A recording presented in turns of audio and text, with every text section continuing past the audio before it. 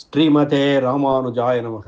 தினம் ஒரு திவ்ய பிரபந்தம் தொடரிலே இன்றைக்கு 2030வது பகுதி. திருமங்கையாழ்வார் அருளிய பெரிய திருமொழியை அனுபவித்து வருகிறோம். அதிலே நிறைவு 11ஆம் 7ஆம் திருமொழியை அனுபவிக்க ஆரம்பித்து முதல் பாசுரத்தை நேற்றைக்கு நிறைவு செய்தோம். இன்று 2ஆம் பாசுரம். பொன்மலையை போய் கண்டு சேவிக்க முடியாவிட்டாலும்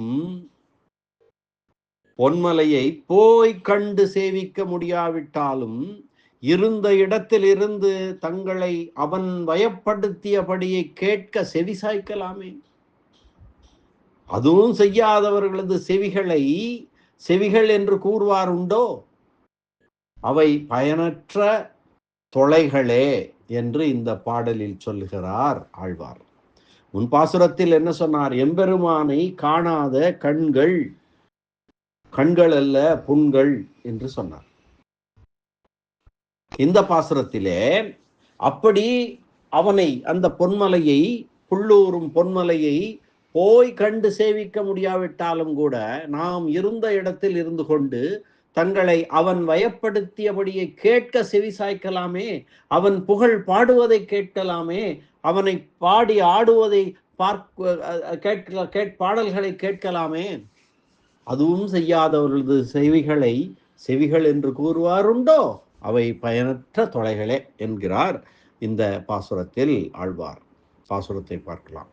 நீழ்வான் குரல் உருவாய் நின்று இறந்து மாவலி மண் தாளால் அளவிட்ட தக்கணைக்கு மிக்கானை.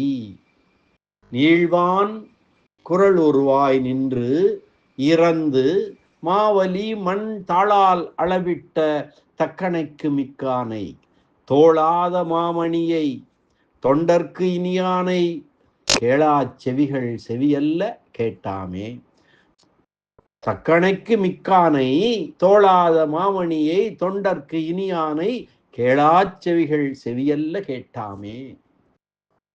நீழ்வான் நீண்டு வளர்வதற்காக, பின்னர் வளர்வதற்காக குரல் உருவாய் சின்ன வாமன உருவிலே நின்று இறந்து மாவலி சக்கரவர்த்தியிடம் 3 அடி மண் வேண்டும் என்று கேட்டு இறந்து மாவலி தந்தேன் என்று நீர் ஊற்றி, கமண்டலத்திலிருந்து நீர் ஊற்றி தாரை வார்த்தவுடன் கையிலே வாங்கியவுடன் அந்த மாவலி கொடுத்த மண்ணை தன் தாளால் அளந்து கொண்ட தக்கணைக்கு மிக்கானை, முதல் மரியாதைக்கு உரியவனை, தக்கணைக்கு மிக்கானை, தோளாத மாமணியை. ஒரு ரத்தினம் இருக்கிறது என்றால், ஒரு ரத்தினம் இருக்கிறது, ஒரு கல், அதை ஓட்டை போட்டு அதை மணியாக கோர்த்து நூலாலோ கம்பியாலே கோர்த்து அணிந்து கொள்வது வழக்கம். அப்படி செய்யும் போது அது குறைபடுகிறது அந்த ரத்தினம். அப்படி துளையிட்டு பங்கப்படுத்தாத முழு ரத்தினக்கல் எப்படி ஒளி வீசிக் கொண்டிருக்குமோ அப்படி இருக்கக்கூடிய தோளாத மாமணியை, தொண்டர்க்கு இனியானை, தொண்டர்களுக்கெல்லாம் இனியவனை, அவன் சொல்லுவதை, அவன் பேச்சை, அவன் புகழை கேளா செவிகள் செவியல்ல கேட்டாமே. அந்த செவிகள் எல்லாம் செவிகள் அல்ல, அவையெல்லாம் 2 துளைகளே என்று சொல்லுகிறார்.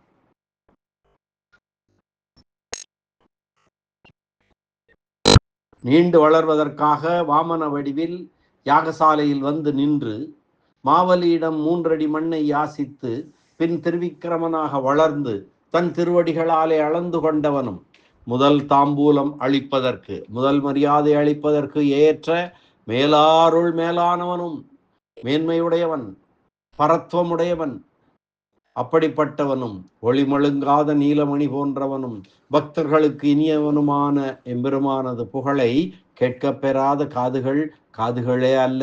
இதை நாம் பெரியோரிடம் கேட்டிருக்கிறோம். வாமனமூர்த்தியாய் மகாபலியின் வேள்வி பூமிக்கு சென்றான் எம்பெருமான். இந்திரன் ஆண்டு கொண்டிருந்த மண், அந்த நாடு, அது எம்பெருமானுடைய மண் தான், எம்பெருமானுடைய சொத்து தான். அந்த சொத்தை மாவலி சக்கரவர்த்தி பறித்து கொண்டு போய்விட்டான்.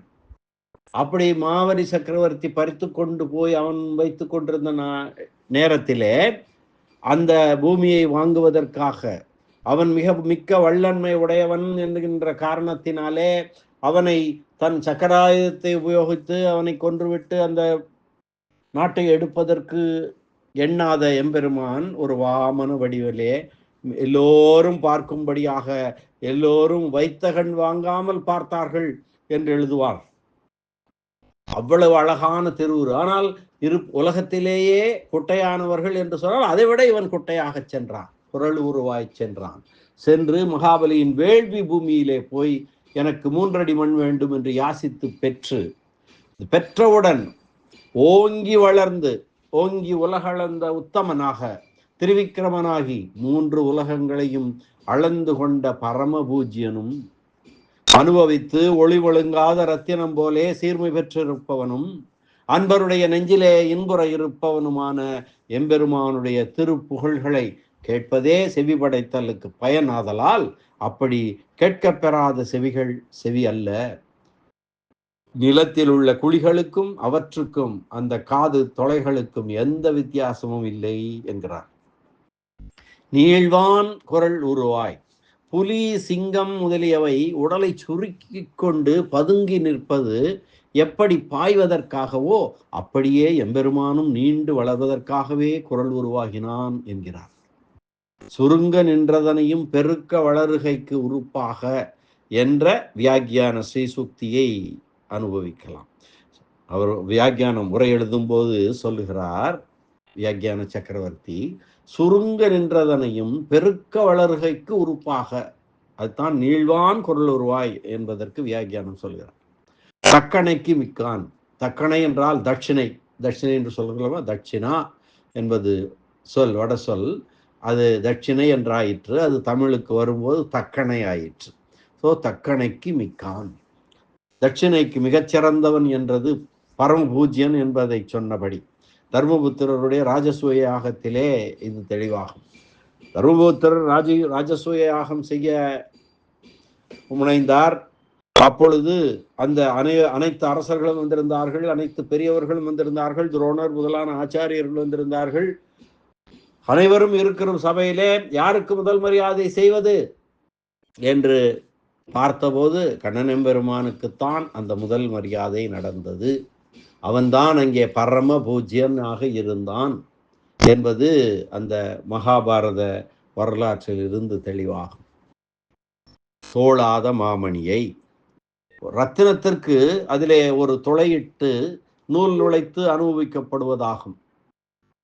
அப்படி அனுபவிக்கப்பட்டு ஒளி குன்ற பெறும் ரத்தினத்தை போலல்லாமல் பெட்டியிலே வைத்து காண வேண்டும்படியான ரத்தினம் போல ஒளி நிறைய பெற்றிருக்கும் தன்மையை சொல்கிறார். தோளாத மாமணியை, தொண்டர்க்கு இனியானை கேளாச் செவிகள் என்றது தொண்டர்க்கு இனியானுடைய சொரூப ரூப குண விபூதி சிறப்புகளை இதிகாசங்கள் புராணங்கள் மூலமாக கேட்க பெறாத செவிகள் என்று பொருளாகும். தொண்டர்க்கு இனியானை கேளா செவிகள், தொண்டர்க்கு இனியானை என்பது ஆகி வந்திருக்கிறது. எங்கெல்லாம் சொல்லப்பட்டிருக்குது அவனுடைய தொண்டர்க்கு இனியானுடைய புகழ்கள், அவனுடைய சொரூப ரூப குண விபூதி சிறப்புகள் இதிகாசங்கள் புராணங்கள் மூலமாக அறியலாம். அப்படி கேட்க பெறாத செவிகள், செவியல்ல கேட்டாம், கேட்டோமே. சேவகன் சீர் கேளாத செவியன்ன செவியே, திருமால் சீர் கேளாத செவியன்ன செவியே என்றார் இளங்கோவடிகளும் சிலப்பதிகாரம் ஆய்ச்சியர் குரவையிலே. இந்த பாடலை நாம் முன்னுரையிலே விரிவாக அனுபவித்திருக்கிறோம். சிலப்பதிகாரத்திலே இளங்கோவடிகள் பாடியது. அடுத்து வியாக்கியான சக்கரவர்த்தி பெரியவாச்சான் பிள்ளையினுடைய உரை பார்க்கலாம். நீழ்வான், நீளுகைக்கு முயற்சி செய்தது போலே நின்றபடி, அதாவது சுருக்கி கொண்டு நின்றபடி, பதுங்கிக் கொண்டு நிற்கும் சிங்கம் போல, புலி போல. ஒரு அந்தணனுக்கு அந்தண சிறுவனுக்கு உண்மையாக உபநயனம் நடத்துவதற்கு முன்பாக இளஞ்சிறுவர்களுக்கு நரிப்பு நூல் என்ற பெயரிலே வெறுமனே பூநூல் போட்டு விடுவார்களாம். இதனை கள்ள பூநூல் என்றும் சொல்லுவார்கள். இது பின்னர் விரைவில் அவனுக்கு உண்மையாக உபநயனம் நிகழும் என்பதற்கு அறிகுறியாக போடப்படுவது. அதுபோல பின்னர் பெரிதும் வளர்வதற்கு முதல் முயற்சியாக சிறிய வடிவத்தோடு எம்பெருமான் வாமனனாக இருந்தான் என்ற கருத்திலே நீளுகைக்கு நரிப்பூநூலிட்டார் போலே நின்றபடி என்று உரையிலே தரப்பட்டிருக்கிறது. நரிப்பூநூலிடல் என்றால் முயலுதல் என்பது அரும்பத உரை. அன்று எம்பெருமான் செய்த புகழ் செயல் அடியவர் கொண்டாடுவதனாலே நீளுமாறு என்றும் பொருள் செய்யலாம். நீழ்வான், நீழ்வதற்காக என்றும் பொருள் செய்யலாம். அந்த செய்யப்போய செயல் இருக்கிறது. வாமனனாக சென்று 3 அடி நிலம் வாங்கி திருவிக்கிரமனாக உலகெல்லாம் அளந்தான் அல்லவா. 2 அவதார சிறப்புகள் அங்கே இருக்கின்றன. அந்த புகழ் செயல் அடியவர் கொண்டாடி கொண்டே இன்றும் கொண்டாடி கொண்டிருக்கிறோம் அல்லவா. அது நீளுமாறு என்றும் பொருள் செய்யலாம். தமிழிலே அதுதான் ஒரு பெரிய சிறப்பு. ஒரே வார்த்தைக்கு ஒரு வாக்கியத்துக்கு 2 வகையாக பிரித்து 2 வகையாக 3 வகையாக பிரித்து கூட பொருள் நாம் அனுபவிக்க முடியும். பல பாசுரங்களிலே நாம் அனுபவித்திருக்கிறோம் அல்லவா. அதைத்தான் இங்கே குறிப்பிடுகிறார் வியாக்கியான சக்கரவர்த்தி. குரல் உருவாய் நின்று சிறிய வடிவு எடுத்ததும் பின்னர் பெரிதாக வளர்தலுக்கு கருவியாக நின்று இறந்து அவர் எடுத்துக்கொண்ட வாமன வடிவமே இரக்கத்தை உண்டாக்குவதாக இருந்தது. அதற்கும் மேலே மாவலியை இறந்து மாவலி மண், மாவலி தன்னுடையது என்று உரிமை கொண்டாடி செருக்கியிருந்த பூமி அவனுடைய பூமி அல்ல, அது எம்பெருமானுக்கு சொந்தம். உலகமெல்லாம் எம்பெருமானுக்கு சொந்தம். ஆனால் மாவலி அதை தன்னுடையது என்று உரிமை கொண்டாடி செருக்கி கொண்டிருந்தானாம். அதனாலே மாவலி மண். தாளால் அளவிட்ட தன் திருவடிகளுக்கு அளப்பதற்கு உரியதாக அடிக்கீழ் இட்டு கொண்டு நின்ற நிலை தன் திருவடிகளுக்கு அந்த மண், அந்த மாவலி மண் அளப்பதற்கு உரியதாக அடிக்கீழ் இட்டு கொண்டு நின்றான் அல்லவா. 2 அடியில் அளந்து விட்டான். அதற்கீழ் இருந்தது அல்லவா. தாளால் அளவிட்ட தக்கனைக்கு மிக்கானை, தட்சிணையாக மகாபலி கொடுத்த கொடை இன்னும் போதாது என்னும்படியாக இருந்தவன். மாபலி சக்கரவர்த்தியிடம் வேள்வி பூமியில போய் என் இறக்கிறான். அவன் அவ்வளவு வாமனனாக, அவன் யார்? திருமகளை மார்பிலே கொண்டவன், அதை ஒரு புலித்தோலால் மறைத்து கொண்டு நிற்கிறான். அவன் எவ்வளவு, அவனுக்கு இந்த தட்சணை போதுமா? அவன் 3 அடி மண் கொடு, என் கால அந்த சின்ன பிஞ்சு கால்களை வைத்து 3 அடி மண் கொடு என்று கேட்டால் அது கொடுத்தால் போதுமா அவனுக்கு? அப்படி கொடுத்த மகாபலி கொடுத்த கொடை இன்னும் போதாது என்னும்படியாக இருந்தவன் என்றும் பொருள் செய்யலாம். தக்கணைக்கு மிக்கானை என்று. அது அல்லது தட்சணை வழங்குவதற்கு மிக மிக ஏற்றவன், முதல் மரியாதை செய்வதற்கு ஏற்றவன். அதை ஏற்கனவே நாம் அனுபவித்திருக்கிறோம் என்றும் சொல்லலாம். தோளாத மாமணியை தொலை போட்டு நூலிலே கம்பியிலே கோர்த்து சிலர் பயன்படுத்துவது போலல்லாமல் தொலை இடப்படாத காரணத்தினால் ஒளி மழுங்காதிருக்கின்ற சாதிரத்தினத்தை, சாதிரத்தினம் அப்படியே ஒளி வீசி கொண்டிருக்கும். அதில் ஒரு ஓட்டையை போட்டு அதனை மழுங்கடித்து அதில் ஒரு பங்கப்படுத்துகிறோம் அல்லவா. அது இல்லாமல் தனியாக அந்த ரத்தினக்கல் எப்படி தகதக என்று ஒளி வீசி கொண்டிருக்குமோ அது மாதிரியானவன் தோளாத மாமணியை தொண்டர்க்கு இனியானை உன்னை பிரமாணமாக கொண்டவர் பெற்ற பேர் இருந்தவாறே. 2ஆம் திருவந்தாதியில அடியார்கள் 2ஆம் திருவந்தாதியிலே ஆழ்வார் சொல்வார், உன்னை பிரமாணமாக கொண்டவர் பெற்ற பேரு இருந்தவாறே என்று அடியார்கள் ஈடுபட்டு எப்பொழுதும் நெஞ்சிலே அனுபவித்துக் கொண்டிருப்பவன். கேளாச்செவிகள் தொண்டர்க்கினியானை கேளாச்செவிகள் செவியல்ல. எம்பெருமானுடைய கீர்த்தியை கேட்க என்றால் கேளோம் கேட்க மாட்டோம் என்று இருக்கக்கூடியவர் செவி. உண்மையான ஒலியை உணரும் செவிகள் அல்ல, அவை துளைகளே. கேட்டாமே வசைமொழி, நல்லா கேட்டிய என்று சொல்லுவோம் அல்லவா, அது மாதிரி இது வசைமொழி என்கிறார் வியாக்கியான சக்கரவர்த்தி. இந்த பாசுரத்தில் அற்புதமான ஒரு பாசுரம். இந்த பாசுரத்தை மீண்டும் ஒரு முறை நாம் அனுபவிக்கலாம்.